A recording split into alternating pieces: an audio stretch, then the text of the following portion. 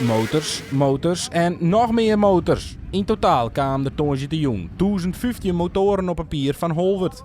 De Frieske Motorrieders Facebookgroep organiseert al jaren dit treffen. Na 2 jaar van verplichte pauze wie het op de tonje van Pinksteren een drokte van je welste. Ik vind het geweldig, het is prachtig mooi. We zijn begonnen met het eerste jaar dat we in 2017 met 150 motorrieders. Het jaar daarna hier met 350, het jaar daarna 550.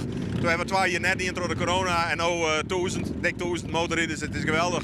Het is een beetje uw streven. Het is gewoon een, het heeft verder niks om hakken waarom we dat willen, maar dat vinden we gewoon mooi. Het is gewoon...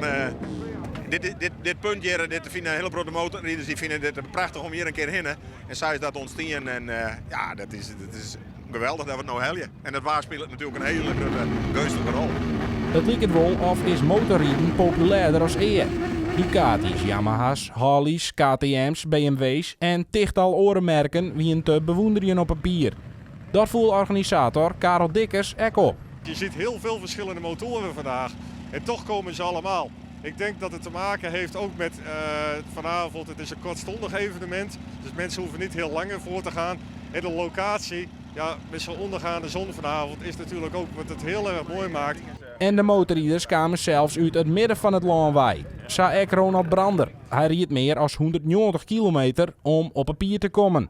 Ja, iedereen in de Facebookgroepen van de Motorgroep Friesland roept je moet naar de pier, je moet naar de pier. Ik denk dan doe ik dat ook maar een keer. Dus ik sta er, op de pier, vanuit Arnhem. Al jaren verdubbelt het aantal bezoekers. Hoe zocht de organisatie naar Takom hier? Nou, we hebben nog net echt een streven, daar moeten we nog eens even over hebben, Karel en ik. Daar hebben we nog een jaar voor om dat eens even te bedenken. Maar we stiekem denken van een verdubbeling. Dus meer dan 2000? Dat zou heel mooi zijn, maar we moeten zien hoe we dat redden.